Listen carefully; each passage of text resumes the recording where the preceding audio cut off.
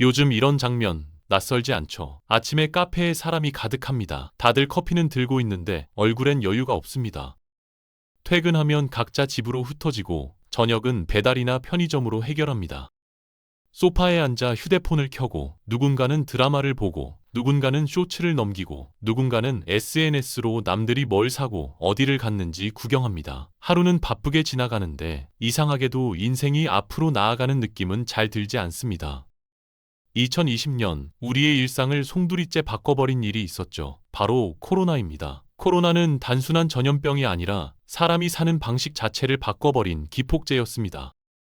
그 전까지 우리는 그래도 사람을 만났습니다. 회사에서, 술자리에서, 학원에서, 동호회에서, 소개팅에서 짜증도 나고 피곤해도 어쩔 수 없이 서로 섞이고 부대끼며 살아갔습니다.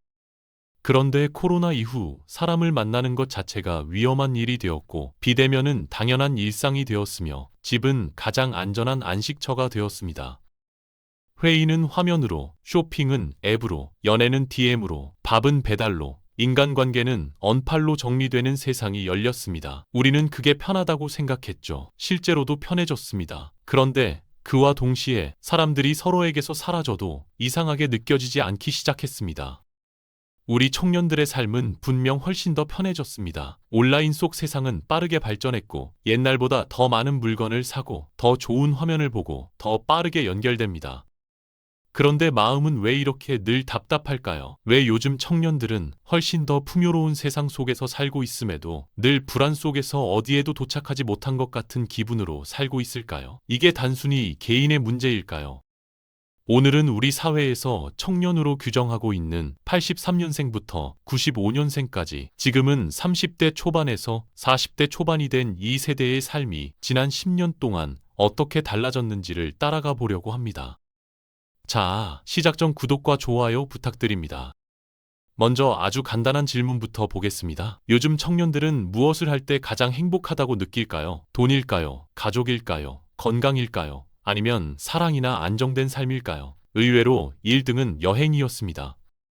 그런데 이 결과가 앞의 이야기와 묘한 대비를 이룹니다. 우리는 코로나 이후 사람을 덜 만나게 됐고 집에 머무르며 더 고립된 일상을 살게 됐다고 했죠. 고립된 일상이 길어질수록 이 삶을 잠시라도 끊고 싶다는 욕구가 여행으로 나타난 겁니다. 여기서 말하는 여행은 비행기 타고 해외 가는 것만을 뜻하지는 않습니다.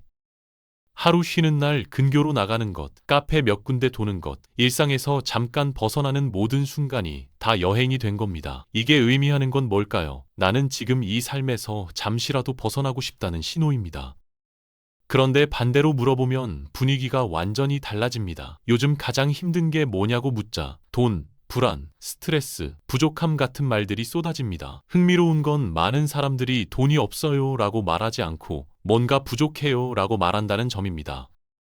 시간도 부족하고 여유도 부족하고 안정감도 부족한 상태, 굶고 사는 건 아닌데 늘 어딘가가 모자란 느낌, 이게 요즘 청년들의 기본 상태입니다.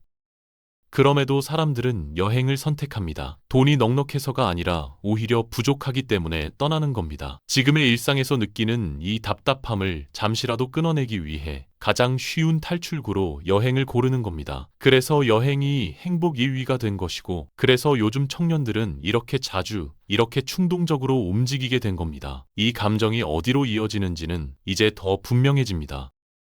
83년생과 91년생의 차이는 겨우 8년입니다. 83년생과 91년생은 세대가 갈릴 만큼 차이 나지 않습니다. 휴대폰 쓰던 시기도 비슷하고 비슷한 만화를 보고 비슷한 가요를 들으며 자랐습니다. 사회에 나올 때 겪은 분위기도 크게 다르지 않았습니다. 그런데 이 8년 사이에 청년들의 인생 방향은 완전히 달라졌습니다. 83년생이 32살이었을 때 남자 10명 중 5명은 이미 결혼을 했고 여성은 그보다 더 많았습니다. 그런데 91년생이 같은 나이가 되었을 때는 남자 10명 중 2명, 여성도 3명 중 1명만 결혼했습니다. 불과 8년 차이인데 같은 나이에서 결혼한 사람의 비율이 거의 반으로 줄어든 겁니다. 이건 늦어진 게 아니라 인생의 기본 코스 자체가 바뀌었다는 뜻입니다.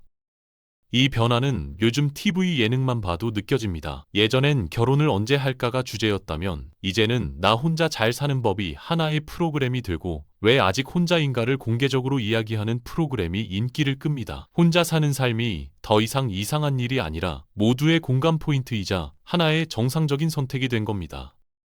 출산도 마찬가지입니다. 83년생 세대는 30 초반의 절반 가까이가 아이를 낳았지만 91년생 세대는 5명 중 1명도 되지 않습니다. 그래서 나중에 다들 하겠지라는 말이 점점 현실과 멀어지고 있습니다.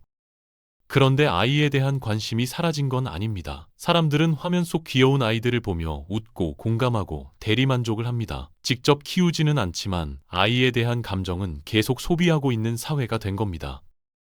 그렇다면 요즘 청년들이 갑자기 변한 걸까요? 아니면 세상이 그렇게 몰아넣은 걸까요? 같은 나이, 같은 출발선에서 결과가 이렇게 갈라졌다는 건 시대가 사람들을 밀어넣는 방향이 바뀌었다는 뜻입니다.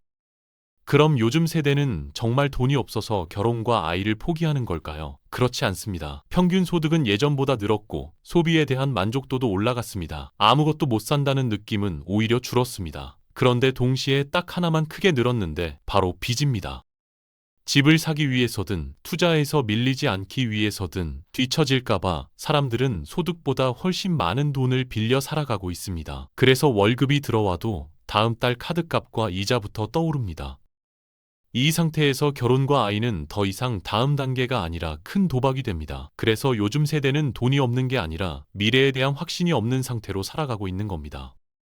이 불안은 사람들이 사는 방식에서도 그대로 드러납니다. 예전에는 결혼을 하든 안 하든 어느 정도 나이가 되면 자연스럽게 집을 나와 자기 공간을 만들었습니다. 그런데 지금은 30이 넘어서도 부모 집에 머물거나 독립을 미루는 사람이 많아졌습니다. 동시에 정반대의 흐름도 빠르게 늘고 있습니다. 결혼도 가족도 없이 아주 작은 공간에서 혼자 사는 사람들입니다. 두 모습은 다르지만 공통점이 하나 있습니다. 미래를 길게 설계하기 어렵다는 점입니다. 그래서 여가도 달라졌습니다. 밖에 나가 뭔가를 하는 대신 집에서 화면을 켜는 시간이 늘었습니다. 영화관 대신 스트리밍, 여행 대신 남의 여행 영상, 직접 하는 게임 대신 게임 방송. 돈도 덜 들고 에너지도 덜 쓰기 때문입니다. 이렇게 살다 보면 하루는 금방 가지만 인생의 다음 단계로 넘어갈 계기는 점점 사라집니다. 바쁘게는 사는데 어딘가 계속 제자리인 느낌이 드는 이유입니다. 이 흐름은 일과 마음에서도 그대로 나타납니다. 겉으로 보면 요즘 청년들의 실업률은 낮아졌고 일하는 사람도 늘었고 남녀 격차도 줄었습니다. 겉으로 보면 상황이 나아진 것처럼 보입니다. 하지만 안을 들여다보면 현실은 다릅니다.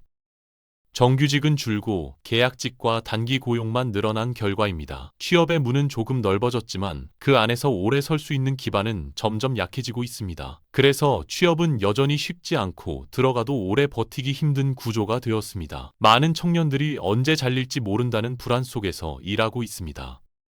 소득의 문제보다 더 큰 건 이 불안이 사람들의 심리적 안정까지 무너뜨리고 있다는 점입니다. 그래서 많은 청년들이 차라리 잠깐 쉬자를 선택합니다. 통계에서는 이것을 단순히 쉬었음이라는 항목으로 분류하지만 현실에서는 그냥 완전히 지쳐버린 상태에 가깝습니다. 멈춰있는 시간이 길어질수록 마음도 함께 흔들립니다. 우울감을 느끼는 비중은 분명히 늘었고 특히 30대 초반에서 그 체감이 더 큽니다. 그런데 여기서 흥미로운 점이 하나 있습니다. 이렇게 우울감은 커졌는데 외롭다고 느끼는 사람은 오히려 줄었다는 겁니다. 사람을 아예 안 만나는 건 아닌데 깊은 관계는 줄어든 상태, 늘 연결돼 있지만 정작 기댈 수 있는 연결은 없는 삶입니다. 이제는 사람 대신 화면과 알고리즘과 심지어 AI와도 대화를 나누는 시대가 되었죠. 말할 상대는 늘었지만 마음을 맡길 상대는 줄어든 겁니다. 그래서 요즘 사람들은 덜 외롭지만 더 우울한 방식으로 살아가고 있습니다. 이 변화는 사회 전체에서도 그대로 느껴집니다. 자원봉사와 기부는 줄었고 사람에 대한 신뢰도도 낮아졌습니다. 사람들이 이기적이어서가 아니라 다들 자기 하나 버티기도 벅찬 상태가 되었기 때문입니다. 집값, 일자리, 경쟁, 비교가 동시에 사람들을 조여오고 있습니다. 이런 환경에서 결혼과 아이는 자연스러운 선택이 아니라 감당하기 어려운 모험이 됩니다. 그래서 많은 사람들이 조용히 한 발 뒤로 물러납니다. 그 결과 요즘 사람들은 35이나 40이 되어도 아직 어른이 된 느낌이 안 든다고 말합니다. 마음이 어려서가 아니라 취업도 독립도 결혼도 출산도 모두 늦어지면서 인생의 단계 자체가 뒤로 밀렸기 때문입니다. 삶 전체가 슬로우 모드로 바뀐 겁니다. 겉으로는 젊게 사는 것처럼 보이지만 사실은 미래가 점점 더 멀어지고 있는 상태입니다. 오늘 우리가 마주한 현실이 말해주는 건 분명합니다. 사람들이 책임을 피해서가 아니라 책임질 수 있는 바닥이 점점 사라지고 있다는 것. 그래서 많은 이들이 아직은 아니다라는 상태에 오래 머물고 있는 겁니다. 20년 전 30살과 지금의 30살은 같은 나이지만 같은 출발선이 아닙니다. 그때는 집값도 경쟁도 실패의 대가도 지금처럼 무겁지 않았습니다. 지금은 한 번의 선택이 인생 전체를 흔들 수 있는 시대가 되었습니다. 결혼과 아이가 줄어든 건 누군가가 이기적이어서가 아니라 그 선택이 너무 위험해졌기 때문입니다.